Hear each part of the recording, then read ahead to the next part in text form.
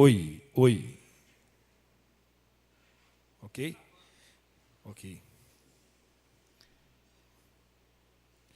Bom, muito boa tarde a todos mais uma vez, né? Queria agradecer à Comissão de Finanças por estar nos recebendo aqui, na pessoa do vereador Wellington Alemão. A gente sabe que é uma época de muita correria, mas nós temos as nossas obrigações a cumprir, que são determinadas por lei, né? Então, o vereador está aqui acompanhando com a gente essa audiência pública. É o momento que a gente faz aqui, como fazemos a todo quadrimestre, a apresentação do resultado das metas fiscais, que, na verdade, a gente traz todo um desempenho das receitas, das despesas do município, o que está acontecendo quando comparado com o ano anterior, para que os vereadores e o público em geral tenham uma noção de como estão se desenrolando as finanças públicas na cidade da Serra, né? A gente já estivemos aqui no meio do ano, no início do ano, quando apresentamos os dados do ano anterior. Tivemos aqui depois em maio, apresentando os dados de janeiro a abril, e agora a gente traz os resultados até o mês de agosto, né? Eu sempre falo, quando a gente está conversando, a gente estava conversando um pouco antes, eu sempre falo também em toda oportunidade, que essas prestações de contas que são mais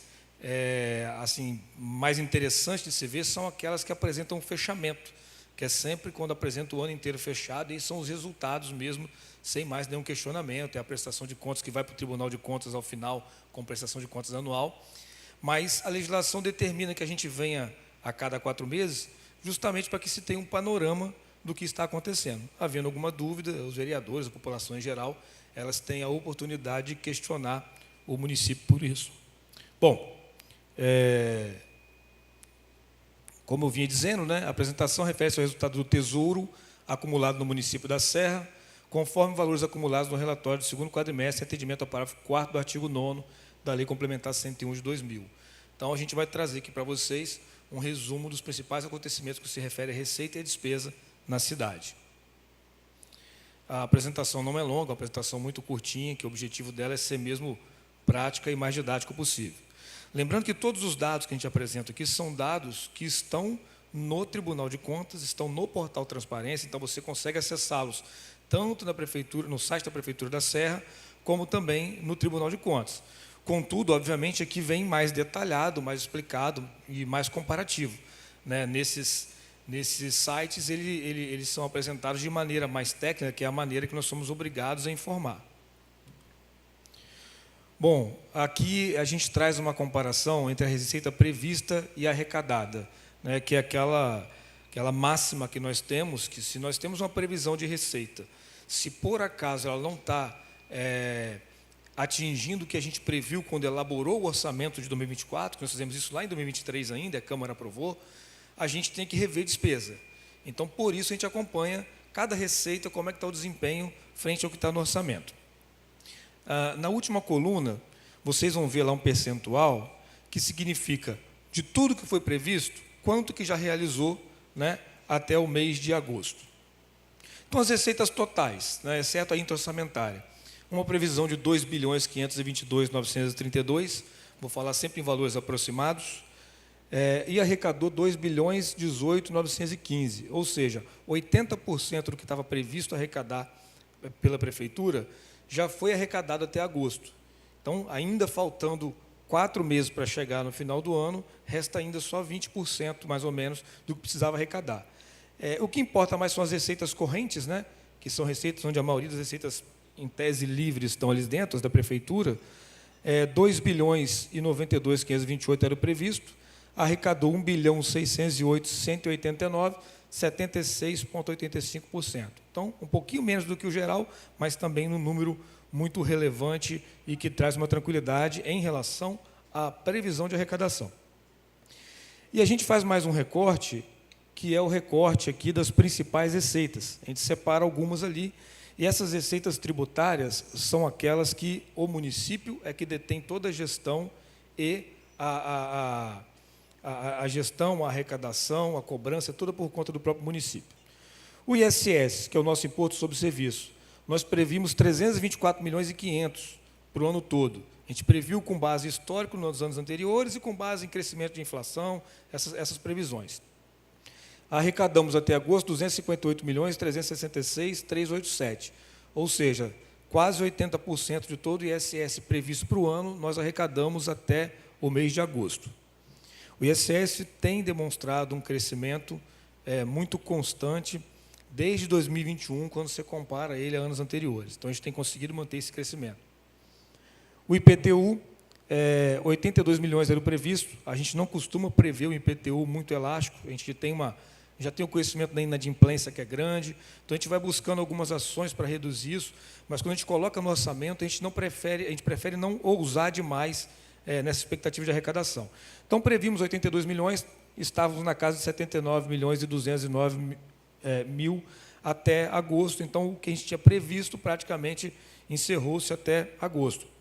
O que também é explicado mais facilmente no IPTU, porque a grande arrecadação do IPTU é na primeira cota, né? Então já foi o pico de arrecadação.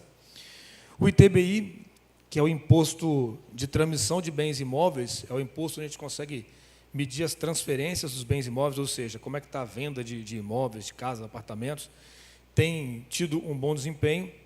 Nós tivemos uma alteração significativa na forma de calcular o ITBI. A Câmara de Vereadores aprovou uma lei que mandamos para cá, se não me engano, no ano passado, que é o que a gente chama de o ITBI simplificado, que naqueles casos onde tem um financiamento de um imóvel, ou seja, uma instituição financeira já avaliou que o imóvel custa X, essa avaliação é o valor considerado como valor de venda para fins de cálculo do ITBI. Então, é muito mais célere. O que algo poderia demorar 5 dias úteis, agora a gente faz de um dia para o outro. É uma coisa muito mais séria, muito célere, muito mais rápida. Isso também dá uma dinamicidade maior ao ITBI. Então, de 33.666.442 na previsão, né, a gente arrecadou até agosto 37.472.556. Ou seja, 111% além do que já estava previsto arrecadar. No ITBI, nós temos o que a gente chama de excesso de arrecadação, mas é só nesse tributo especificamente. O imposto de renda retido na fonte, acho que agora ficou melhor, né? Imposto de renda retido na fonte, que ele é basicamente produto. O município, quando gera mais, quando faz mais obras, então ele gera imposto de renda na fonte, né, quando ele contrata, e também nós mudamos uma fórmula de retenção.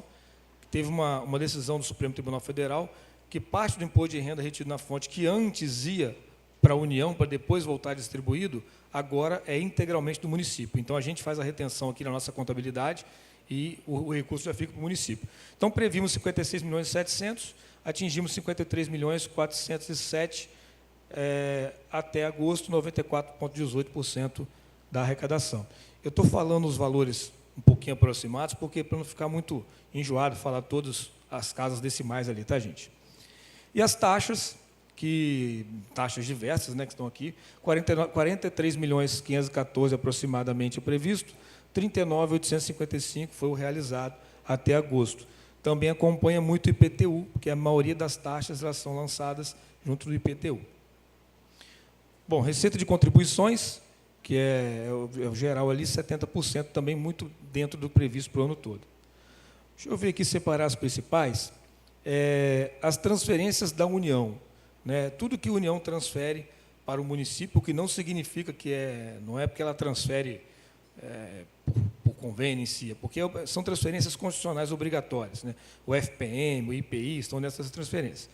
Da União, previmos 289.325 para o ano todo, tivemos 221.793 até agosto, ou seja, 76% foi realizado já até o mês de agosto.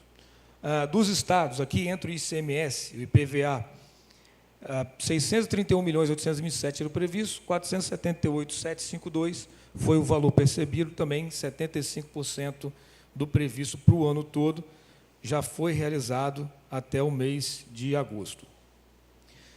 De instituições privadas, são uma série de contribuições, transferências que podem haver, transferências oriundas para instituições de fundo da criança e adolescente, por aí vai. A previsão na casa de 4 bilhões e 38, e executou 7.129.000. Isso aqui é uma coisa muito, como é que eu vou dizer, sazonal, né? Não é uma coisa que você consegue prever com tanta perfeição, porque não é aquele reloginho que você sabe muito bem de onde vem o recurso, quem são os contribuintes, não. Isso aí depende muito do movimento que ocorrer naquele ano. Pode ser que uma transferência de determinada entidade privada já eleve esse número para cima significativamente. As transferências de outras instituições públicas, esse é um número muito ali expressivo, porque aqui entra o Fundeb, porque o Fundeb ele é transferido através do FNDE. Né? Então, 420 milhões previsto no ano, 314.142 o valor percebido, 74,8%. Outras receitas, todo o resto, 54% do previsto. As receitas de capital, aqui entram as operações de crédito, que eu chamo a atenção. Né? A previsão inicial era de 280 milhões de entrada de previsão de crédito, de operação de crédito que ocorreriam em 2024. Parte das entradas que estavam previstas para 2023 acabaram entrando em 2024. Então, esse número, ele já, até agosto, ele já estava em 313.329.000. Ou seja, são aqueles recursos oriundos de várias operações de crédito, tantas feitas agora, de 2021 para cá, como operações de crédito eventualmente feitas em anos anteriores. Transferência de capital, aqui entram os convênios, por exemplo, previmos 150.040, até agora entraram 60.575. Então, há uma frustração nessa receita aí, mas lembrando que a gente não realiza nenhuma despesa com base nesse tipo de receita enquanto não vê um recurso. Algum convênio previsto, alguma coisa assim. Se não aconteceu, o que estava previsto para aquilo, uma obra, por exemplo, não vai acontecer enquanto esse recurso não chegar.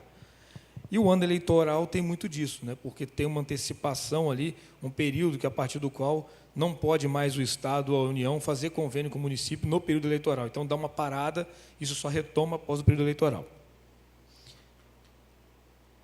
Bom, e no total das receitas, né, todas as receitas do município, incluindo a ITRA orçamentária, a gente fica na casa ali de ter atingido já 79,44%. Aqui, inclusive, está até a receita da Câmara, do IPS, tudo incluído nesse montante aqui.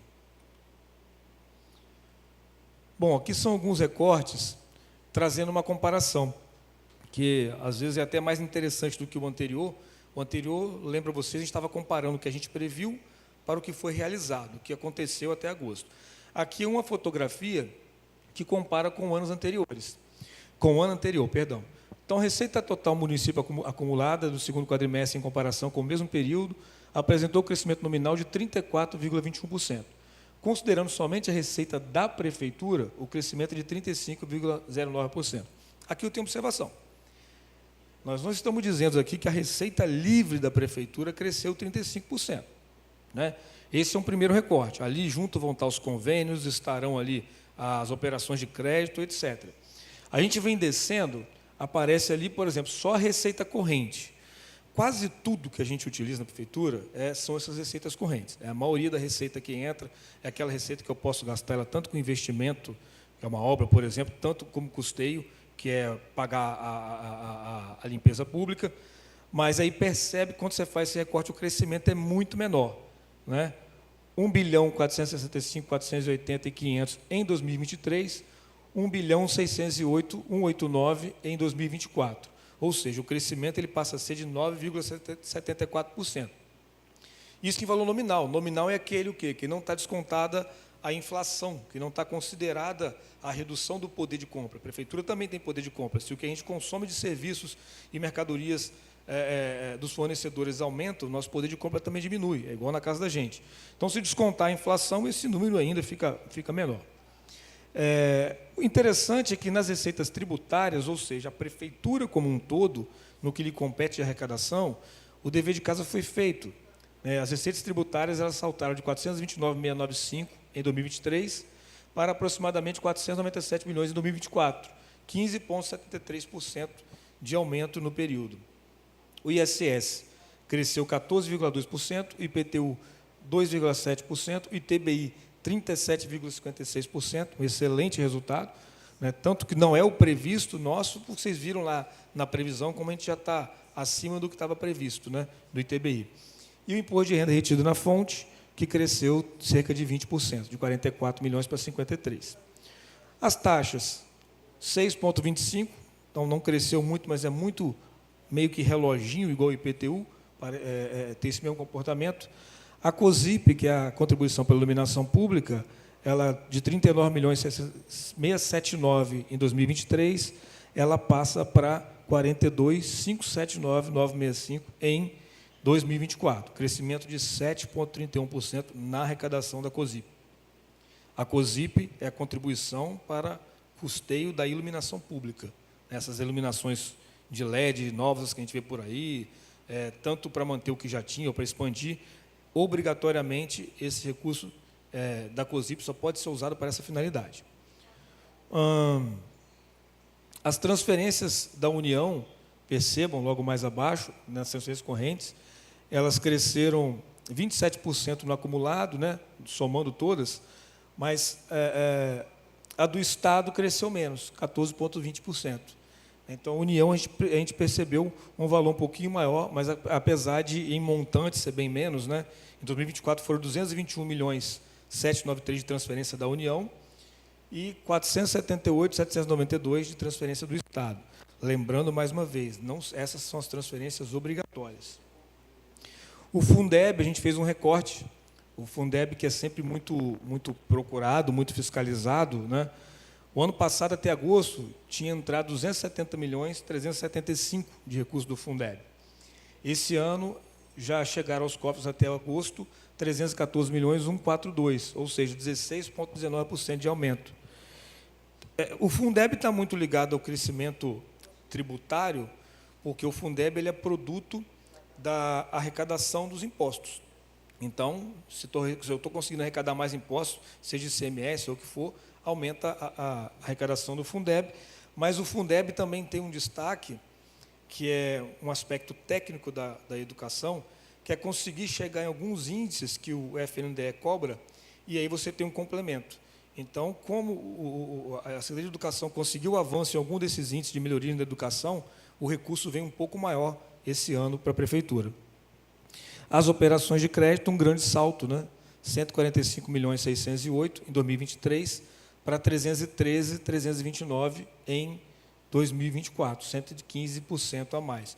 O que não significa que todas tenham sido assinadas nesse ano, mas, como eu disse, algumas assinadas no ano passado só foram executadas esse ano. Aqui é um gráfico só mostrando o que eu falei. 2024 é o laranjinha, então percebam que em todas as receitas a gente tem um desempenho maior. Outras quase que empatando, mas outras um aumento significativo que você percebe a olho nu, assim, examinando os gráficos, né? E aquele crescimento do ITBI, que eu falei para vocês, de 27.240 para 37.472, foi o maior crescimento das receitas tributárias. Estou dizendo que é um valor tão significante, mas é muito significante. E é interessante que ele demonstra a força da cidade, porque uma cidade que tem movimentação de transferência de imóveis significa que está acontecendo algo na cidade, que é um setor que está aquecido.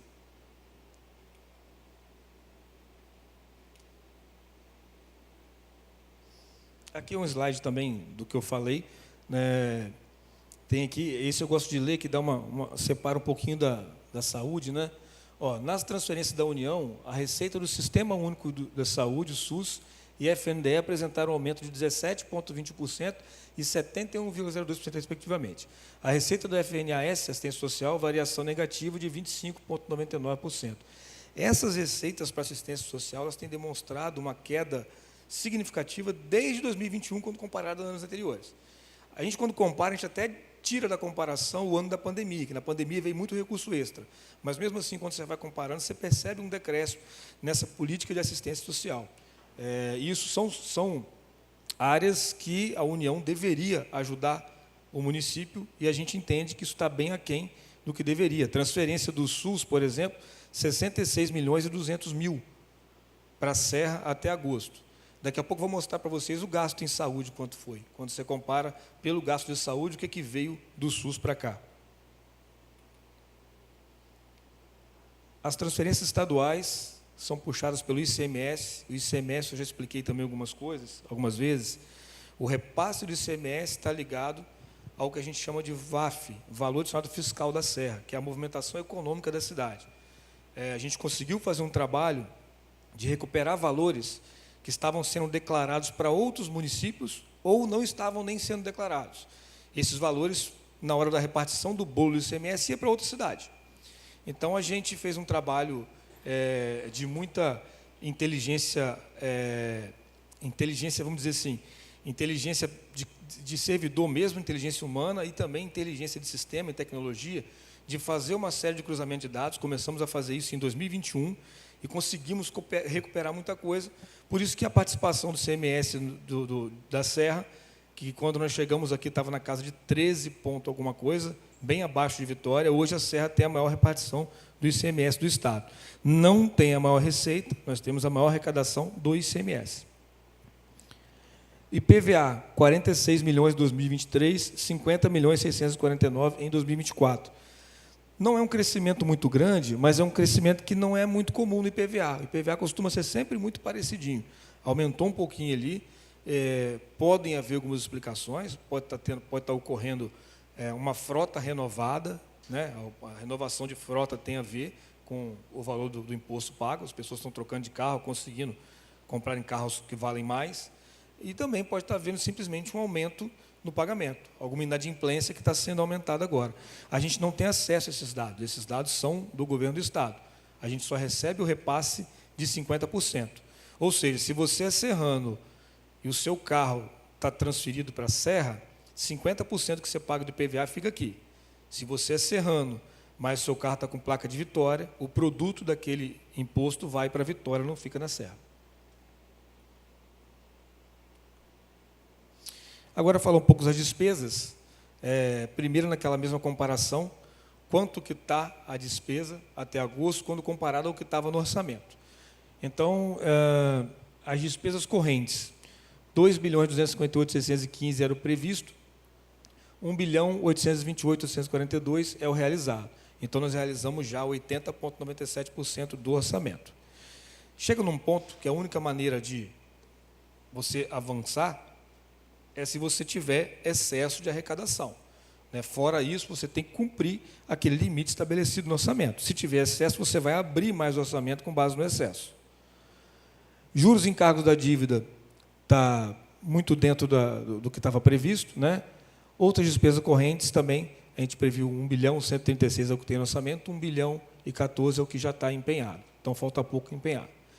As despesas de capital é que entram os investimentos, as obras, etc. Somaram 857.287 a previsão do orçamento, 668.043 o valor empenhado até hoje. Então, de investimentos, perceba que nós temos hoje a dotação de investimento previsto, 807.073. Foi realizado até agosto 618.823. Então, ainda tem ali alguns valores de investimentos empenhados e ainda não realizados. A amortização da dívida vai sempre acompanhar, porque a gente vai empenhando, a gente tem um valor empenhado, e se precisar vai empenhando à medida que chega, porque você não pode deixar de amortizar a dívida contratada na casa dos 49 milhões. Reserva de contingência, que está na dotação, não foi utilizado, felizmente não precisou ser utilizado. Bom, ali a despesa intra-orçamentária tem a ver com o IPS, com o que teve de benefícios, etc. Então, o valor da dotação 284 e a despesa empenhada até agora 71.144. Os resultados, que tem a ver com essa receita e despesa, a gente tem que apresentar o resultado com base no critério LDO.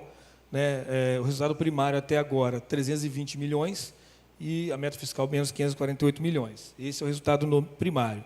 O nominal na casa de 260.095, sendo que a meta menos 187. Ainda vão ver algumas adequações até o final do ano. O que é interessante dos resultados é que até as execuções de investimento impactam no resultado. Porque quando você pega, por exemplo, um recurso de operação de crédito, ele é recurso para o município, ele é positivo, mas para fim de cálculo de resultado, como ele é um empréstimo, ele, na hora que a despesa sai, ele pesa, ele conta como despesa, mas na hora que entra, não entra como receita. Porque o dinheiro, apesar de estar conosco, ele não está pago. Então, a contabilidade pública ela usa dessa inteligência. Olha, Eu peguei 100 milhões aqui, ele foi internalizado, ele vai sair como benefício, como investimento, mas ele só vai virando o investimento a sua receita à medida que você vai amortizando os empréstimos. Então, por isso que tem esse resultado. Os limites, que é algo quase que o principal, né? São situações para as quais não tem justificativa junto ao Tribunal de Contas, praticamente, se você não conseguir cumprir, que é a aplicação mínima, né? O de educação, acho que todo mundo sabe, é 25%. Nós aplicamos até agosto 27,08%, considerando a despesa empenhada. Né? Foram aplicados 302 milhões na educação, só no que conta para a aplicação. Tem muitos outros recursos que não contam para a aplicação.